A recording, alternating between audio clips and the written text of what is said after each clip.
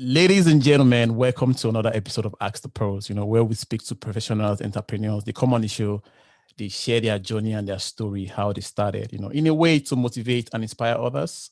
And on this particular episode, I've got Antonia Ally here. She's here to share her journey, And guys, trust me, we'll be inspired by her story because I spoke to her earlier on before the show and she has an amazing story, and Antonia on this show, we should always start from the beginning, which means, telling us how the journey started for you. For you, how did it all start for you? Okay, well, first of all, Kaz, I just want to say thank you so much for this opportunity of having me on this platform, especially during this period of International Women's Day month, because we are taking the whole month. So I really appreciate you for giving me this platform to express myself. I haven't really had an opportunity to actually tell my side of the story. A lot of times people see me and not really know my background or what has made me become the person I am today. So yeah, thank you so much for this opportunity. Basically. So I think if anyone wants to know, this would be a good place to start, Absolutely. Okay, so I think for me, I would say upbringing. I'm an only child. I was raised by my grandmother. My grandmother is a Danish citizen. She married a Nigerian who was a soldier, and he died in 1997 as a brigadier general. He fought in the Biafra. He got shot, but obviously he wasn't killed. So my upbringing was very much, my grandma is a baby bloomer. So she was born right after the Second World War. So my upbringing was already very different from the typical Nigerian upbringing. When I went to primary school, I already knew I was very different from my friends. Sometimes they'll call me weird because they thought I did weird things. Because being raised by a baby bloomer, there are certain things anyone that's out there knows, like, for example, wastage. She doesn't like wastage, and I've inherited that as well. She was very much a minimalistic person. They're not really, the word is, they're not really superficial or materialistic. They're very simple. So a lot of her upbringing really was instilled in me as a person. And it really made me stand out in my environment. Right from primary school, I knew that I was different. I knew my upbringing was different. And it became very problematic for me growing older, especially when I was a teenager, because already being a teenager is a problematic era. But I think when I was about 20, I realized, okay, you know what? Because I was in England at that time. And then I started understanding that I tend to be a bit more normal in that environment. So I kind of understood, okay, so I guess it's the Oyibo upbringing that I had that made me, but then at the same time, there are quite a few things that we'll say is Oyibo that I feel, Nigeria needs to try and adapt. So I always said to myself, you know what? Nigeria cannot change me. I'm going to change Nigeria. I'm going to be here, as crazy as it sounds. I'm going to be fighting everybody one by one till eventually, the word gets around as to the right way to go about things. So my upbringing was very different, very, very different. And I've learned to embrace it. Life has brought about people that in Nigeria that, embrace me the way I am and understand my background. But majority of the people still think I'm a little bit weird because I'm not your typical, I don't think like your typical Nigerian and stuff, but, so my upbringing was very different. That's what I was saying. Yeah, absolutely, absolutely. Going back to the point you made about being an only child, because likewise me as well. I'm an only child, So do people always say that, oh, you're a sport girl, you get pampered too much, because in Nigeria, growing up in that environment, there's always this notion that if you're an only child, they just believe that you sport to the fullest. Were you that kind of child growing up? So, this only child syndrome about being spoiled, I would say for a little while, I was alone. Like, I'm an only child from my mom. And as I said, my grandma raised me. So my cousins came to live with us when I was about maybe 3 years old.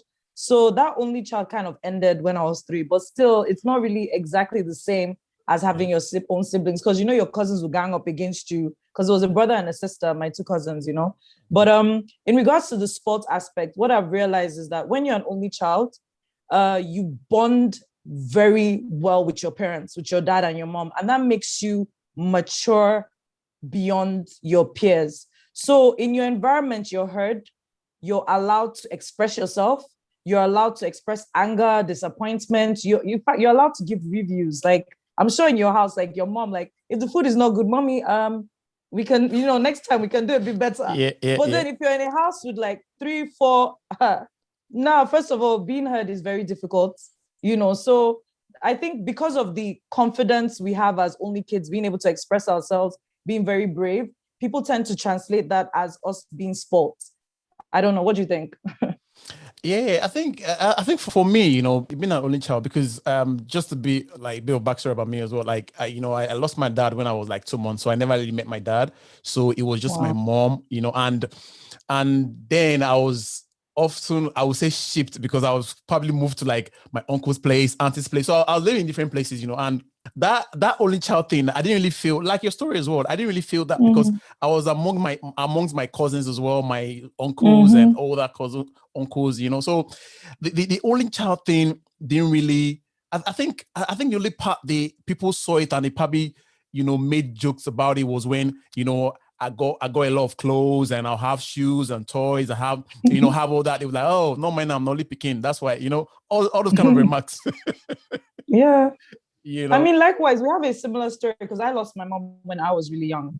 That's why I had to live with my grandma. And for a period of time, I was moving from one place, like my aunties and stuff, to my grandma was like, enough is enough. Please bring my baby to my house, So, I mean, being raised by your grandma, it's a conflict because she wants to spoil you because she's your grandmother, but then at the same time, she needs to be disciplined. So it was a very strange environment sometimes, but, I'm just grateful. I'm grateful for her. I'm grateful for everything she sacrificed. It couldn't have been easy starting all over again from scratch, but she did a fantastic job, if I do say so myself. Nice. Thanks, Grandma. You did a good job. Yeah, thanks, Grandma. Yeah. So, Antonia, moving past, all that, what was next for Antonia? Because now, you're grown, school-wise, what were the things you wanted to do in terms of, growing up, you probably want to be like, you have dreams of being a lawyer or a doctor or engineer, different things, and in that Nigerian environment as well, people often dictate for you what they want you to be as well, compared to now people are like, people just say they want to be like, they want to do whatever they want to do, they don't want to do what they love. But I know back then, like years back, they would tell you, oh, so son or so daughter is a doctor. I want you to be a doctor. I want you to be a doctor as well. For your case, was that the same? Was that the same thing for you? Okay, so you know how like in life, people want to put you in boxes, as you said, lawyer, engineer, doctor. But sometimes you might have some characteristics, very strong traits that don't necessarily fall under a career. So I've always known from time I was a leader. I've always known that. I've always known from time that I was someone that cared about people. Like I was someone that I'm a very empathetic person. And in this kind of environment, it's a bit strange because people think you're coming across as fake when you tell them, look, I understand. There's always that kind of side eye look. So I've always known that I'm someone that I like talking to people. I like listening to people, counseling people. So I never really knew where that was going to take me. I remember I had a teacher in secondary school, government, the government and, we had government, and my government was like, oh, you know what, Antonia, why can't you be the first female president? And I'm thinking, I don't like, I'm not planning for that. I'm not thinking of that because right from my JS1, I was a class prefect. I was the first prefect, like school prefect in my set when I was in JS3. And I was a prefect right up until I graduated. And even when I was in university, I tried my best to take as many diverse leadership roles as I could, mixed with my curriculum. I've taken leadership roles throughout primary school, secondary school, university. And even now as an adult, I take on leadership roles that are not technically official, like my official job descriptions here and there, with the conflicts within communities, conflicts, within friends, a couple of organizations that I've volunteered to be on governing boards or advisory boards and things like that. So I would say that I wouldn't say it's a career for me, but I do enjoy helping people, guiding people, so Yeah, so I think I'm in the perfect profession right now. Nice. So was that what led you to, because I know right now you work with the foundation, so was that part of what led you to key into the organization? Basically, so the individual that the founder of the foundation, when I was opportune to meet him, he being my mentor, as I got to know him, he's an amazing individual. He's my mentor. I'm so whenever I talk about him, people are like, Antonia is okay now, but I've never actually met an individual like that. Like when I'm saying, okay, talking about a disciplined individual, a very responsible individual, that is, basically, I would have loved to say, okay, I would like to be the female version of my founder. So I guess when he met me, he must have been able, because that's one of the traits I've learned with time, you have to have as a leader, is to be able to judge people almost instantly, to be able to tell someone's character, and he's really good at that, being able to tell if someone is, a straightforward person, even those little things you think you can hide, like if you're someone that's a bit of a troublemaker, or you're someone that doesn't take nonsense, no matter how you try to disguise it, he has this gift at pointing it out. So when I met him, the opportunity was presented to me. I didn't even waste time grabbing it. And, I've been grateful for this opportunity every single day since 5 years ago. I was given this opportunity. So I think it's a perfect environment for me. And I'm hoping that in the future, similar opportunities would come up, because I have been working hard on building myself and building my portfolio and my experiences as well. Nice journey and nice story so far, But what would you say is the most difficult thing, you face right now, in your work environment? Okay, in my work environment. Okay, so when I'm saying work environment, because I run an NGO, so you have like your board of directors, which are the people that form the NGO. Then you have like the public. Those are the people you communicate your board's wishes to, or deeds to, So when I'm dealing with people outside of the board, people, that the foundation was intended to deal with, and also other people such as like suppliers and things like that, I have to say the most difficult thing for me is being a woman. And not only being a woman, being a single female, and also being different, because it doesn't take much for you to know that I don't physically look like your average Nigerian. Like I do have a couple of European features, like, nose, lips. So it does come out and people can see, okay, a lot of times people just assume, okay, this one is not, before I even open my mouth, there's a lot of assumptions that are made. So I think being a woman in this country is very difficult. So being a female, being a young female, there's ageism, there's sexism, you still have to deal with the tribalism, because people then want to try and relate to you. So they ask you, where are you from? So it's like, okay, if I say I'm Yoruba, maybe I'm a little more relatable to a Yoruba person, as opposed to me being this very, would I say, what's the word to use? Kind of not too typical looking or obscure. Can I use obscure for a human being? But yeah, sometimes that's how I feel when people talk to me. It's like, where is this one coming from?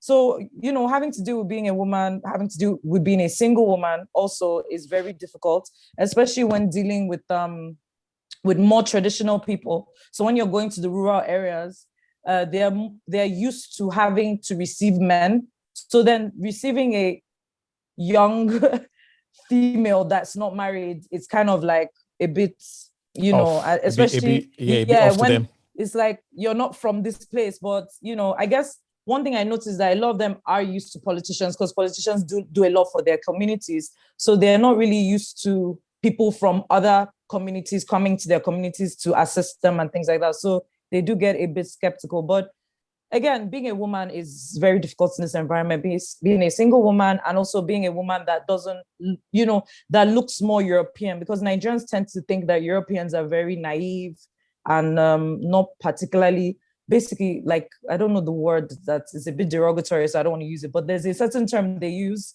for, people that are not from here. And unfortunately, before I've even opened my mouth, they've already made all sorts of assumptions about me. Yeah, so it's a matter of me now breaking those assumptions before I even get to the point that I'm here to make.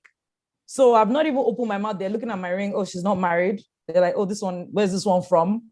Oh, this one, she looks like a small girl. oh, this one, I'm sure she doesn't have sense. So I've not even opened my mouth. They've already made those assumptions. So it's a matter of me now breaking those assumptions. And unfortunately, you have to break those assumptions with aggression many times, because they're not just going to smile at you and be like, oh, okay, look at this little girl. Oh, how, no, it's kind of like, what are you doing here? Who sent you? Like, where are you from? You're not even from here. So a lot of times you do meet hostility. And I think this is something that most women would agree with. I don't think it's just, okay, people that don't look, it's that people that look a certain way. I think when I'm talking to my friends, we all have similar complaints, similar experiences, but we tend to also combat them in different ways. So like, as I said, I'm someone that I would try my best to break down those barriers. And sometimes it does have to come across as aggressive, but a lot of women have now almost adapted to the environment. They've accepted it the way they are. They already know, okay, I'm a single female. If I want to rent a space, if it's a landlady, she's probably going to be, look at me funny. If it's a landlord, it's going to be a certain action, and they tend to just play along with it. And I've never been one to play along with situations that I'm not comfortable with or situations I don't agree with. So, yeah. So, I mean, it's something I think all women experience it. So. Yeah. From what you're saying right now, I know there are loads of barriers to break, and the way the society see, the female and the male, I can, from what you're saying, I can see that, there's a bit of disconnect, but for you, in that environment, like the male and the female, do you think, you probably think so anyway, but do you think that, the male, they are more favored than the female? My goodness. See, me, I don't even want, because I mean, when this International Women's Day started, I think it's something all women do. We start to Google statistics. How many females are in politics? How many women are CEOs in Nigeria? How many, what is the age gap between women and men? Like, and when you actually take your time to do that, you just Google it. There's so much information on it. And the figures are all below 10% when it comes to decision-making in the country, when it comes to, positions of power or positions of influence besides politics, but also, in the corporate environments and stuff. Although a lot of corporate organizations are trying their best to have more female representation, but I think politically wise, we still have a long way to go, So I think when men ask that question, it is a bit upsetting to me, because one thing I have to say, and I mean, during this International Women's Day, I tried my best to appreciate the men that have given women opportunities, because the truth is, men are the gatekeepers. They're the ones that build societies. They're the ones that are in charge of our institutions, whether we're talking about education, we're talking about politics, we're talking about religion. Men are the gatekeepers. So in order for women to be given more opportunities, we do need to have more allies. That is, more men who understand that women are actually not being treated fairly. They're not being given fair opportunities. And once they understand that, they can now make ways in creating those opportunities for women. So sometimes when I have arguments with men and they're telling me, yeah, but I mean, I can call some of my male friends and I'm like, oh my goodness, today was such a horrible day. It's so tough being a woman. The first thing they go is, oh, it's also tough being a man. I'm not competing with you with, who's having it tougher. What I'm saying is, it's not easy, and at the end of the day, yes, it is hard for men as well, but, the issues are different. I would much rather have the problems men have than to have the problems women have. Yeah, because our issues are so trivial. There are things that really, I don't think that in 2021 we should be dealing with, although I would admit things are getting much better. There are more women being educated than before. Things like female genital mutilation is being wiped out. Things around controversial discussions such as abortion and child marriages are actually being discussed in Nigerian legislators. So at the end of the day, I will say that there is some progress being made, but I have to say that when the average man is still asking me or is still insinuating that things are okay for women, it is quite alarming for me, because as I said, you're the gatekeepers. And before things can actually be better for women, men need to accept that, things are actually not good. Yeah, So absolutely, yeah. Anthony. Yeah, absolutely, Anthony. And just to take us back, probably a couple of years, when the president said, "Oh, the woman's role belongs in the kitchen." I just want to throw this in because I think having it that is International Women's Day and also Mother's Day month as well, the month for women, and he made that statement, for you, when you first heard that statement, what came to your mind? Okay, so when I heard that statement, I wasn't surprised because of the fact that, as I said, I was raised by my grandmother. My grandma is a baby boomer, and she's of that time where women were positioned in the kitchen and in the other room, So I wasn't surprised that he was saying something like that because I understood that that is what he was raised to understand in his upbringing. So I wasn't surprised at all when he said it. I wasn't shocked. I wasn't disgusted. I was just like, yeah, that's actually how people like him think, and that's also why there's been a lot of battles as to trying to introduce younger people into politics, because it's young people around him that will enlighten him. Because now, if you've noticed, as time has gone on, he has been very careful with the way he speaks about women. And he has tried his best, to the best of his ability, based again on his background, to have female representation. I mean, even recently, Madam Okunjo-Iweala, her achievement, he was congratulating her. And to be honest, the contrast between the man saying, women's place is in the bedroom, and this man being proud that a woman, in fact, not even a woman, that's a Nigerian, is in the, that was more of his focus. And I have to say, that's a lot of progress. So I think we as Nigerians, we need to also learn how to give, these politicians a pat on the back when you see them doing something good, because they're human beings at the end of the day. If they keep trying the best that they can based on the resources they're giving, and we keep still bashing them, at some point they just give up, to be honest, So I would say, like, from that time, I was very, I wasn't even surprised. I was like, that's what I expect from him. But I have seen a lot of change in our president over the years, in his reaction towards women, experiences and representation and things like that. And he has appointed a couple of women, under his power. So, that's progress. I mean, some people really, if he didn't do that, no one is going to beat him. So yeah. Yeah. For me, I do like the idea of that's what a man can do, a woman can do it as well. I like that. I like that. And I like that inclusion as well.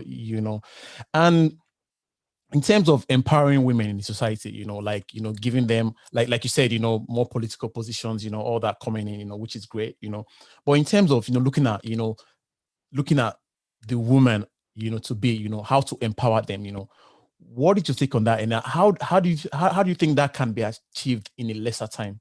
Okay. So, a lot of times when we're talking about female empowerment and things, besides educating men, we also have to educate women. Because I've come to the realization that there's two types of experiences in Nigeria when it comes to women, right? Women that were not given the opportunity, or were not presented the opportunity to maybe school abroad, live abroad for a long period of time, work abroad, tend to have different reactions to the environment to women that, like me, who had that abroad experience, So for me, being abroad, it opened my eyes to things like sexual harassment, inappropriate behaviors in the workplace when it comes to men and women, because there is sexual harassment also, for women and men, Men, yeah. But when you're dealing with people that, didn't have that opportunity to have those experiences, they tend to not be aware of the situation. So a lot of women in Nigeria don't actually know that they are being treated unfairly. They really think it's natural. They think it's part of the Nigerian experience. They think it's normal. They think it's a part of the culture. And they don't actually understand that when we eliminate this, we start to progress as an economy and as a society, because it's been scientifically proven that when you educate your women, you empower your women, it helps the economy, it helps society. An educated woman breeds educated children and experienced children, So for me, I think women, we that, know better, being able to talk to women that don't necessarily know their situation and are not aware of their situation, when you enlighten them, then they're now able to now understand, okay, you know what? Yeah, things can actually be better. I don't need to go into an office, wearing a mini skirt and expecting that I'm going to achieve what I want to achieve based on that mini skirt. I should be able to work more on like my charisma, work more on my people skills, my networking skills, certain things of my character and my overall presentation that can make that individual feel very much, the word is maybe happy, or feel impressed by my presentation. So, so I think women also, Nigerian women too, we that know better, as I said, we need to start giving other women orientation, explaining to them that this is not the way things need to go. And if all women can come together and say, okay, you know what, as a businesswoman, this is how I want to conduct myself. These are the values I bring to any organization. These are the values I bring. Not my physical appearance, although it is very good when you're in the business world to look your best at all times. But, there's a thin line between looking your best and trying to be seductive, which is not appropriate in a work environment. So these kind of things, women need to be educated. And when they're educated, and it's, these kind of things can stop. And when it stops, it's now a matter of also educating men. So once we've said, okay, you know what, this is how we want to be respected, this is how we want to be presented, and you find yourself in a situation with a man that maybe doesn't want to respect those, rules and regulations, then you educate him, and you expect the woman after you should educate him. So I think it's a matter of a cultural thing, because if you go abroad, you don't go into offices and expect to start flirting with the boss or whatever it is. Like, the boss can actually sue you for sexual harassment, Absolutely. But here, it's almost like expected. And women tend to even be surprised when you come across a man that is uncomfortable with that situation, as opposed to being surprised that, they are comfortable with it. So yeah. Great, Antonia. Nice. And a couple of minutes ago, you spoke about leadership, and you see yourself as a true leader as well, and from what you're saying, when these women are empowered, they go to school, they know what is wrong and what is right as well. And for me, I think that kind of like pushes them or put them to be great leaders as well. For you, what makes a good leader, or what makes a great leader? So if you like, it could be your boss, or or people around you. What do you think are the key characteristics of a great leader? Wow. Okay, so one thing I've learned, there's nothing like a perfect leader. I don't think a perfect leader exists. I don't think it's possible. But a great leader recognizes that there's nothing like a perfect leader, and he's able, or she's able, to identify her shortcomings and substitute them. So for example, you're a leader, you have fantastic people skills, you're good at talking to people, but maybe you lack in negotiation. So you can, as a good leader, you should be able to know that, okay, these are my strengths, these are my weaknesses. I'm not good at negotiating. This individual is fantastic at negotiating. There's no shame in you accepting the fact that you're not perfect. Try and, get other people to substitute that part in which you're lacking. So I think those are the characteristics of a leader, is being able to know that, your strengths and your weaknesses. You have good people skills, you're good. But then again, there are some leaders that don't have good people skills. If I'm thinking about it, there are some. I mean, I wouldn't say, there's some leaders I'm sure that we can think of that are quite introverted, like introverts, but they had maybe a friend that was more of an outgoing person that was able to maybe boost them to make them look more social and things like that. So yeah, I think a good leader understands that they're not perfect. They do lack in some areas, and they do try their best to find ways to improve on it by maybe getting people to help them and assist them. Yeah. I think I just threw something in. I think a great leader as well is, I think something about, I think Nelson Mandela says something about a great leader should be a leader that leads from the back. You know, you have to be, you lead from the back and make them think that, oh, you're actually leading them, but you're actually doing it from the back, you know, not you being in front of them and telling them what to do, you know? Yeah. And a great leader creates other leaders, basically. Absolutely, Antonia.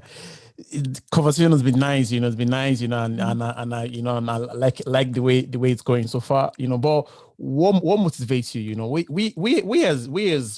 as people, you know, daily, we have our 9 to 5, or you have your business you're doing as well, you know. But you know, in order for you to be creative and to be motivated as well, you know, there are certain things that actually motivates people, you know. But for you, what can you say motivates you, you know, to do more and to actually express yourself more as well in the society where you are? Because I know that society is a male dominated society, but you have to be able to express yourself as well, you know. So what pushes you to do more and to be more motivated as well? Okay, so what motivates me is I see progress. I do see changes. So sometimes, well, most of the time, people tell me I'm wasting my time. This is Nigeria. Nigeria is a shithole. Nigeria is this. Nigeria is that. Why are you even still here? Carry your bags. Get out of here, you know? So, but for me, it's like, because of the job, because of what I do, the nature of what I do, which is, you know, I go to villages, I reach out to people, I speak to people, and I've come to realize that Nigerians are very intelligent people. They're very good at understanding. You just need to know how to communicate to them. You just need to use the right communication tools, you know? So when you're able to communicate to them and you see them actually reflecting on what you're saying, that's enough motivation for me. Whether they agree or they don't agree, me just being able to see the fact that I've said something and they're thinking about it, that just keeps me going. I'll keep talking to more people. I'll keep getting, you know, because an idea is like a disease. Once you put it out there, it spreads. And you'll be amazed at what the smallest idea can do.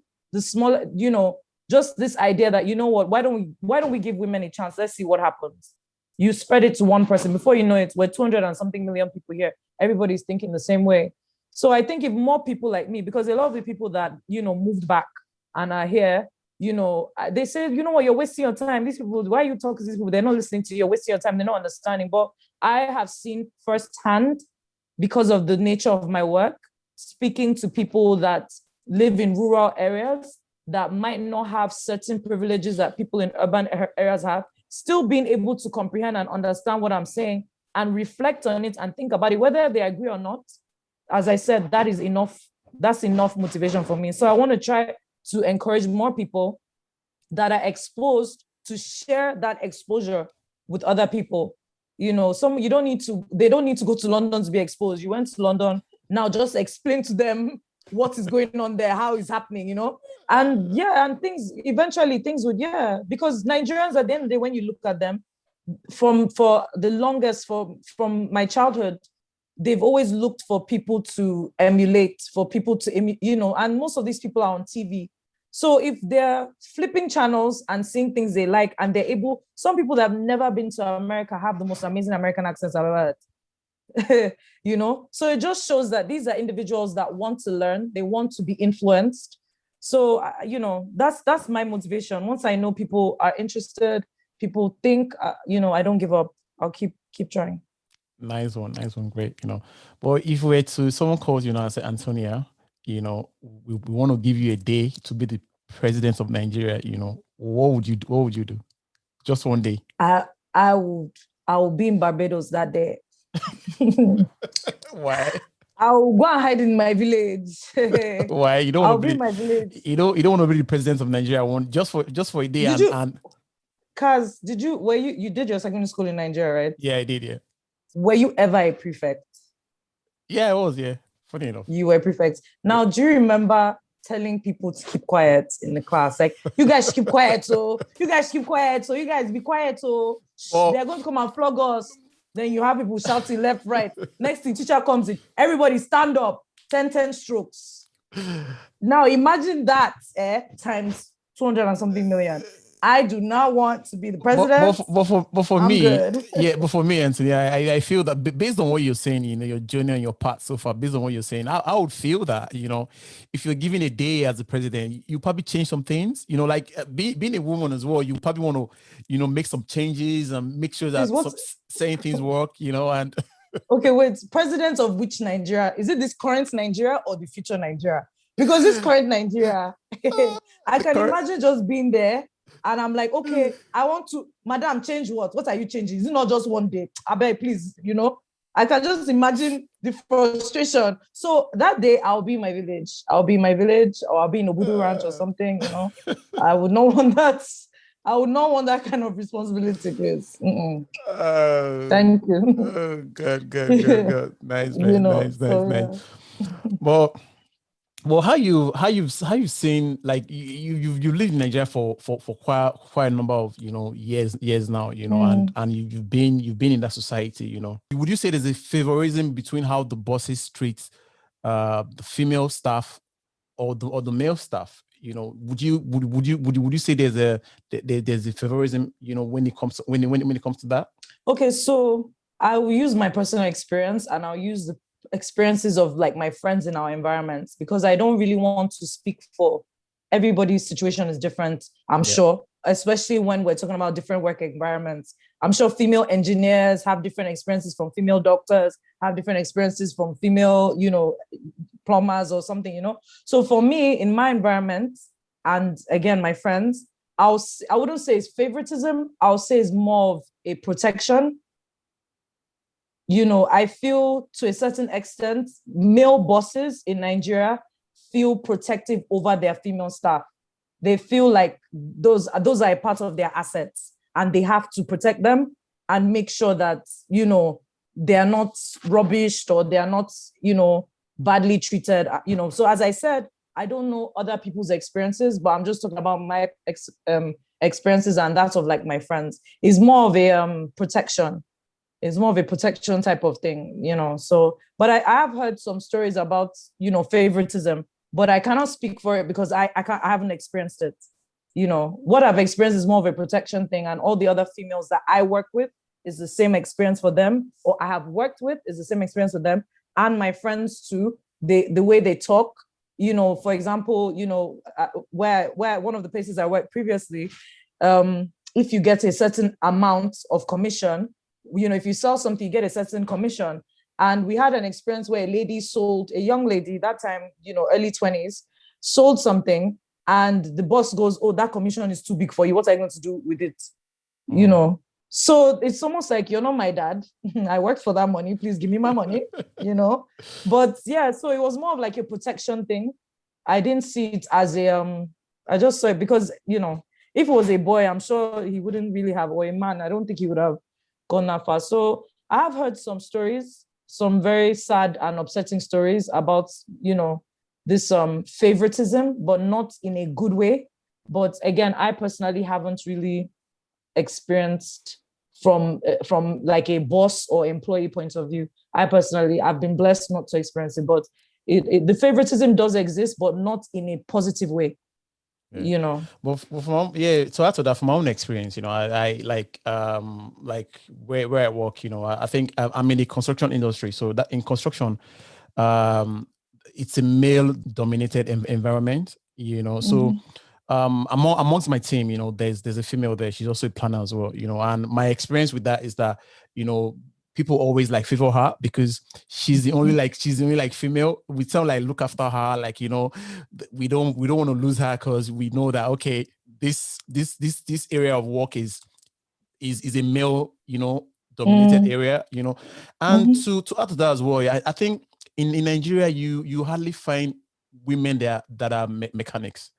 They are always guys, I know there are a few out there that I've seen on Instagram posts, like the lady mechanics. People celebrate them. People celebrate them. I think in that kind of environment, if I meet a female mechanic, out of just subconsciously, I'll just give her my card because I know that, okay, I've never had a female mechanic before, and I think in terms of favorism or trying to favor the male or the female, I think in those kind of settings, I think I think the female would favor more. What do you think? What do you think about that?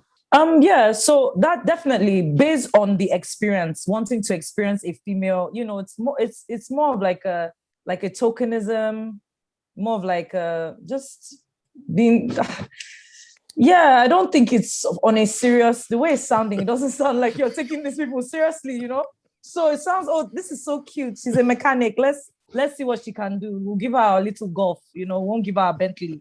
Let's give her the golf so she'll know, which again, which again is a bit condescending, because yeah, so that's why I would prefer to say protective and not favoritism. But there are situations, like positive favoritism where, like, as you said, in your workplace and the mechanics. But then the thing is, my question to you is, if you have a female mechanic and she does a fantastic job, are you going to keep patronizing her?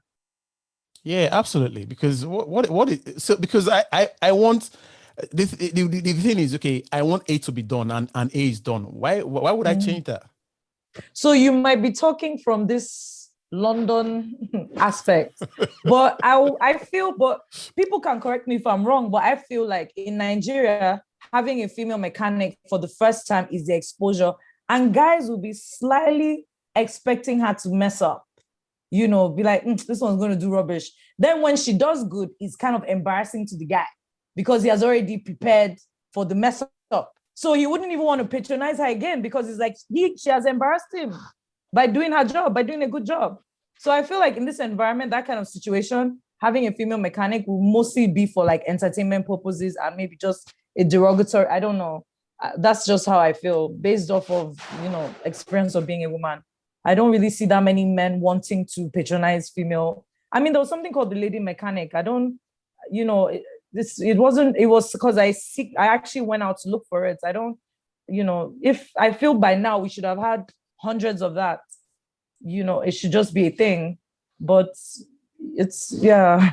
Yeah, you would. A couple of months ago, I had a female on the show, and how I got to meet her was I was on Instagram and I saw a post of someone posted a video up, and I don't know if you heard about the story. I think she sells tiger nuts, and someone approached her and said, "Oh, that you look so clean and so well dressed, and your uniform is on point, your collar is on point, why are you selling tiger nuts? Why are you doing this?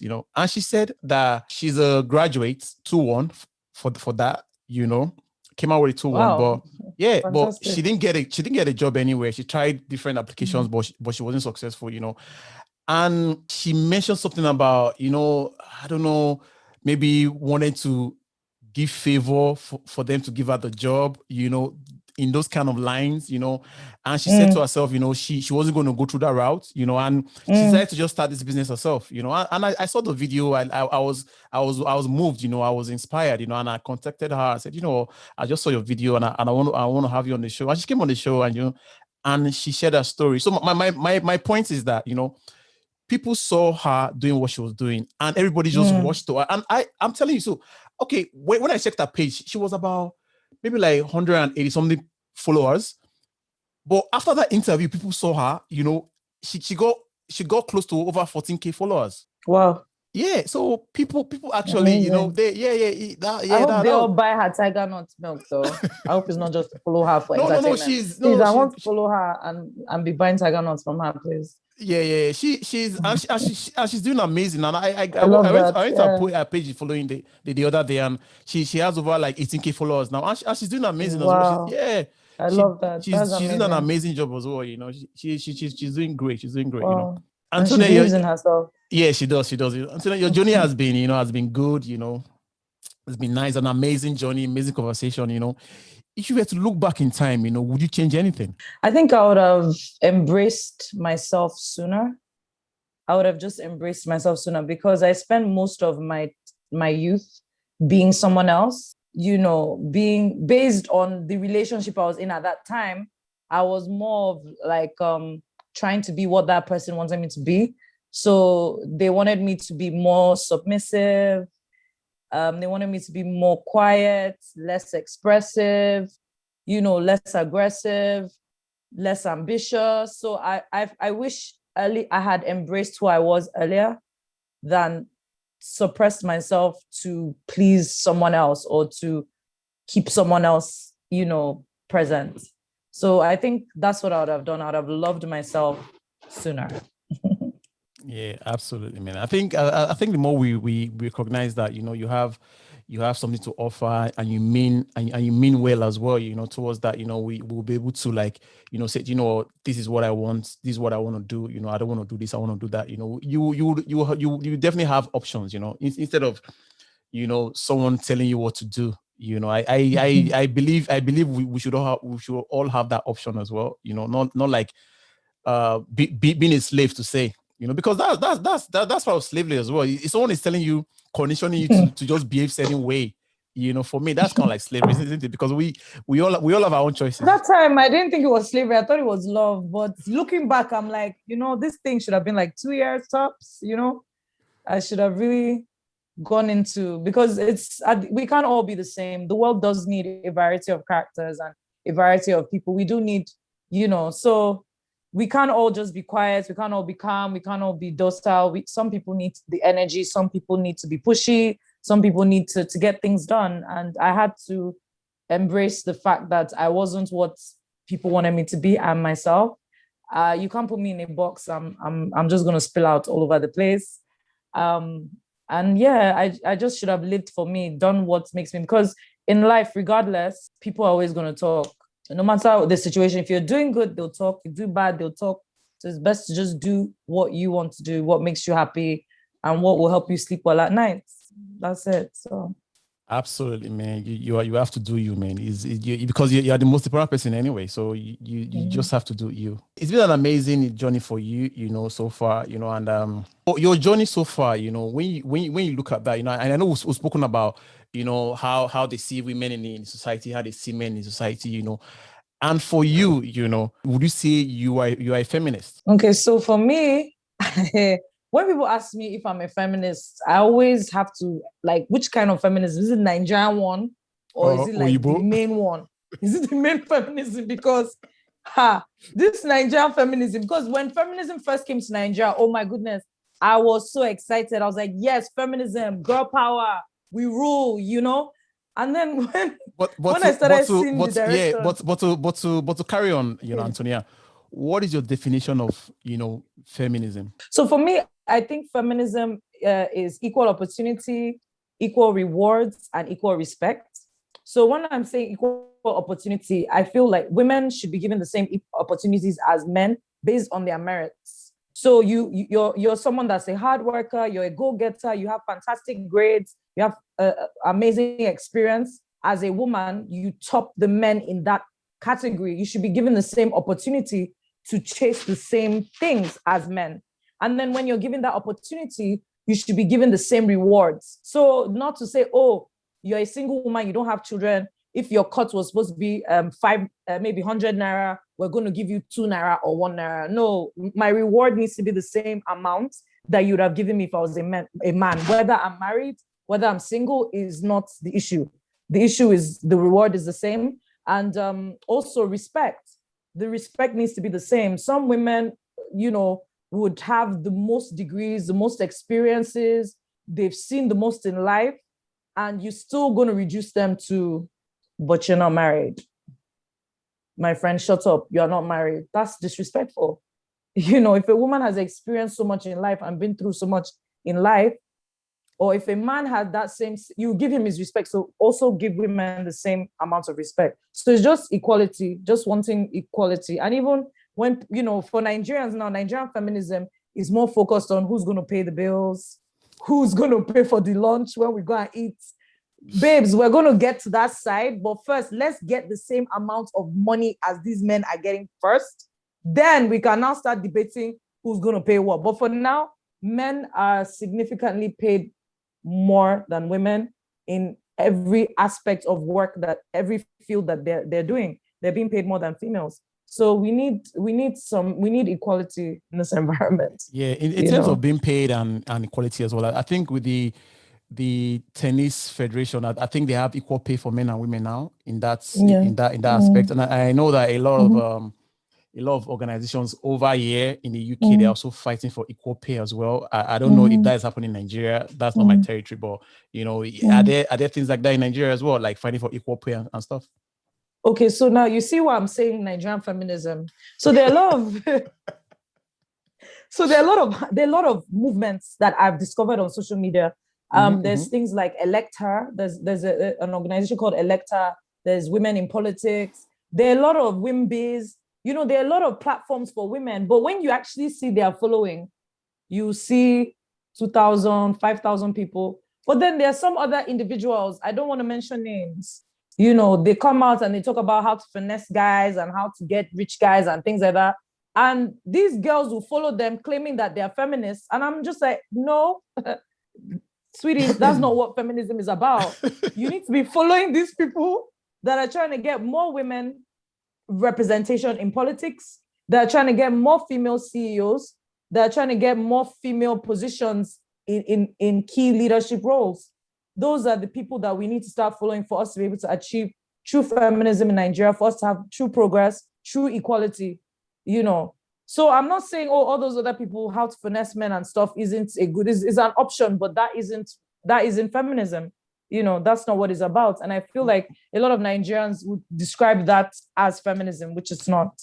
But would you think that, when it comes to the culture, how we're brought up in Nigeria, our parents as well, do you think, that also affected as well? Because, you have things like, but that is not our culture. The culture is that, the man is always first, like with the Igbo culture, there's always, I think they always celebrate the man, with other cultures as well, but would you say that, in Nigeria, thinking Nigeria as a whole, let's use Nigeria as a yardstick now, would you say that culture actually affects being a feminist or feminism? No, it doesn't. When we want to talk about tradition, we can't decide to pick and choose what we want in tradition. But we had situations even in the olden days whereby our elders, leaders would always consult elders before making decisions. Nowadays, the elders have been casted away. Like elders, no one is listening to elders anymore because they don't have money.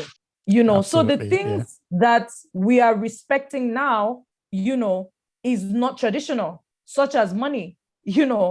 It was a matter of experience. It was a matter of wisdom. It was a matter of, okay, this individual is able to communicate in an articulate way, is humble, has gone through a lot, then you go and meet. That's when you're chosen as an elder. Then a leader goes there, consults the elders, makes decisions. But now, where are our elders? They've been cast away because they don't have money. So when we want to talk about tradition, we can't decide to pick and choose and say, it's traditional for a woman to submit to your man when the men we are submitting to are not the same as our traditional men. Yeah. So yeah. I feel that. I think for me, the way the world has evolved, and you rightly said, money has become a tool now that people use to just throw away a lot of our traditions, because of money, people don't tend to, that respect is no longer there, because there are cases of, in Nigeria where there's a head of the family, head of the house, and you hear stories like, he doesn't have money, and sometimes they don't even call him for meetings because he doesn't have money. Yeah. Which is pretty sad, but you can say, it is what it is, and that's the way it is. No, we can't say it is what it is, because now you want us women, you're saying, you don't want to empower us. That's the reason why Nigerian men don't want to empower women, because they know the moment we are empowered, the moment we are being paid more than, we might have second thoughts of keeping a man.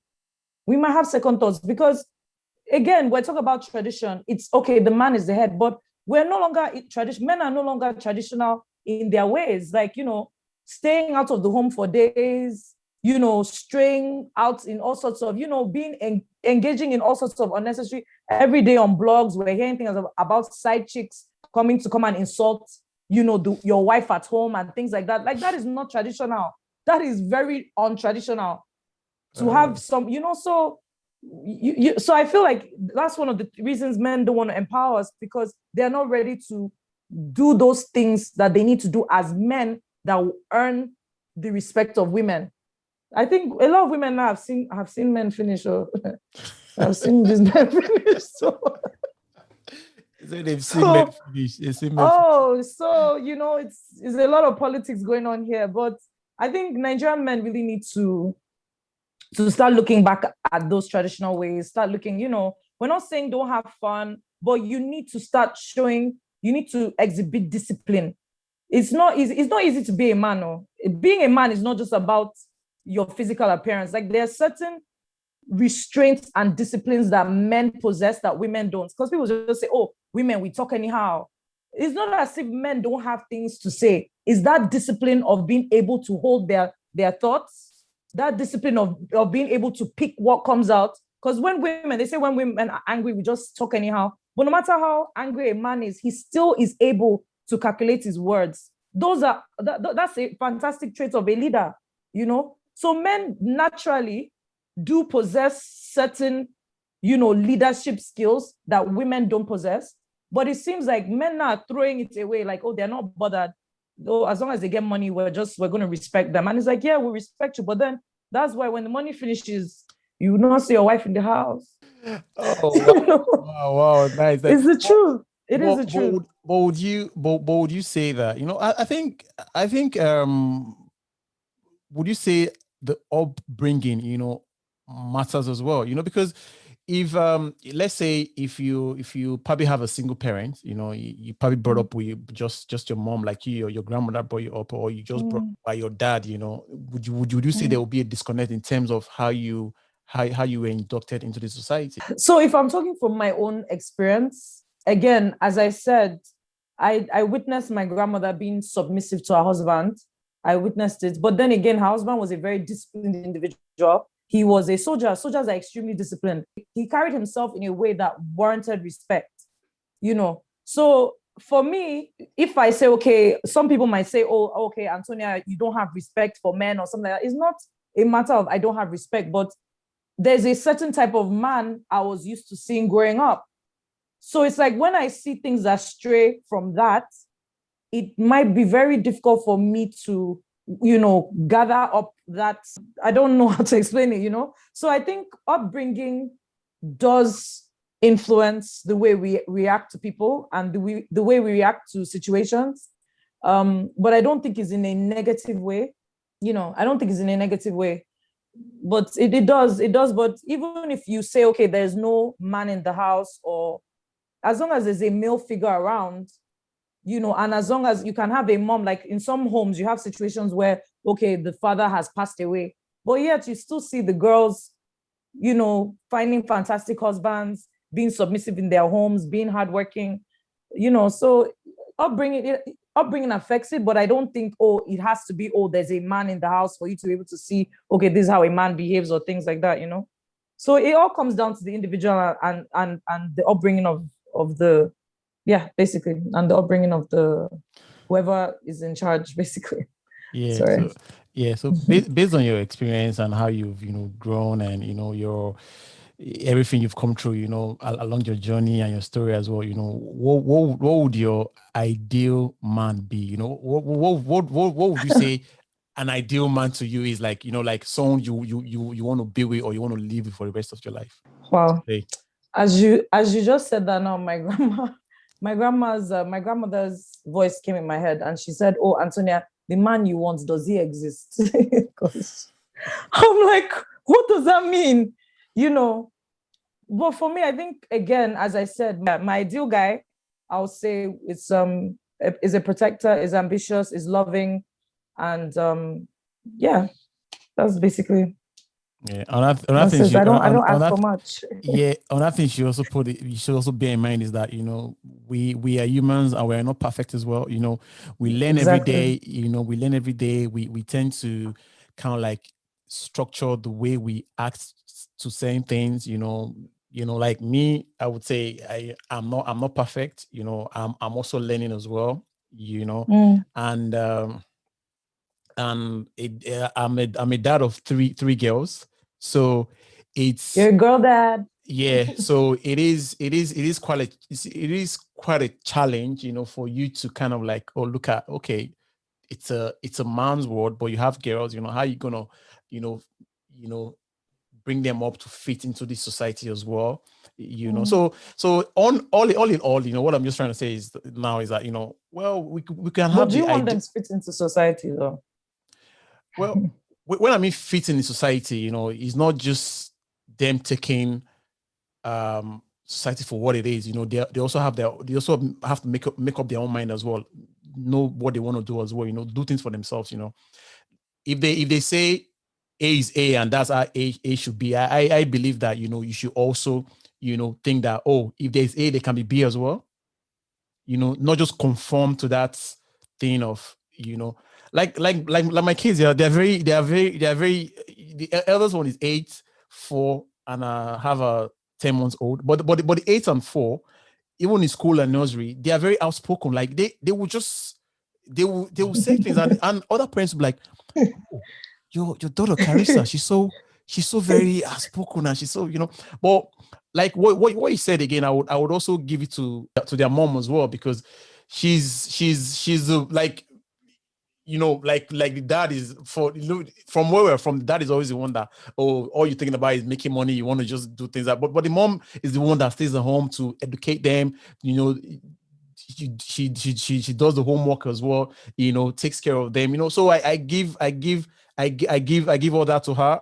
She's bringing them up in a way that, I'm seeing like, she's doing an amazing job, which is fantastic and which is great as well, but in all, like, we are not perfect, and we are learning every day, so Yes. So back to the question of your ideal man, to say there's no perfect man anywhere, and Of course, I agree. But that doesn't mean you should settle for one that is just there, But you also need to, just at least try. Let's know you're trying. I'm trying, but the thing is, it's not like am I supposed to go and hunt for them, or how do I have to? I don't know. Like, people just say, oh, try. What do you want me to do? Because people say, oh, smile more. But when you smile too much, you look crazy. And, so, I mean, when it happens, it happens. Yeah, I can't really. Nice. And also, this lockdown didn't help matters either. We are not able to socialize and meet people. So, I know. When it happens, it happens. I don't think it's I don't want it to be my identity. I still insist on people giving me my respect, whether I'm married or I'm not married, whether I have a boyfriend, I don't have a boyfriend. Absolutely. I demand my respect always. Absolutely. It's been an amazing conversation, man, Antonia. To end this, what would you want to leave the listeners, the viewers with? They would say, oh, I listened to Antonia, I watched Antonia, and she was fantastic, she was amazing, and I'm going to take this from her. What would be that thing? Don't worry, you are. Okay. Okay, so I think what I want women to do is to focus more on women and less attention on men. Focus more on yourself, focus on what you can contribute to the society. Start, volunteering for more things that you can impact your knowledge, like go to schools, talk to children, talk to girls, talk to people about your experiences in life. Try and pick up more hobbies, try and do more volunteer work. Because I think women, even on Instagram, social media, it's almost as if Nigerian women, our lives revolve around men, which I don't think it should be. I think it should just be a part of our lives and not the main focus. And I think for men, I want to encourage more men to please understand, Nigerian men, to please understand that, yes, things are hard for everybody in Nigeria, including men, but it's much harder for women. I know a lot of men think there's something called bottom power. Like, oh yeah, when a woman goes somewhere, she just needs to wear a short skirt and she gets what she wants. But men need to understand, a lot of these women, if you ask them when they were like 10 years old, do you want to achieve this, by hard work, or do you want to achieve it? Because, a woman using her body to do things is not glamorous. It's not nice.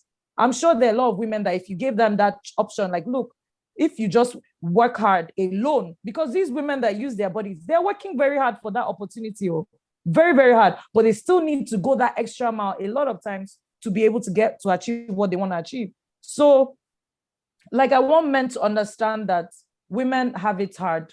We don't enjoy the harassment. We don't enjoy, I'm not in a work environment to be flirted with. No, like, that's what the club is for.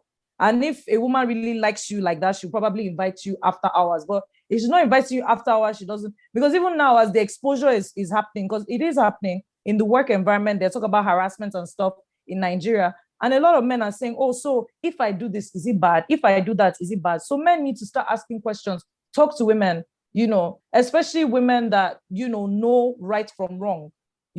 Talk to them, let them explain to you what is okay, what is not okay. So, for example, I tell you I'm not interested, you keep pushing, and I give you my number out of annoyance. That's an example of what is wrong and not what is right, So I think men need to understand that it's really messed up for women in Nigeria. It's not easy.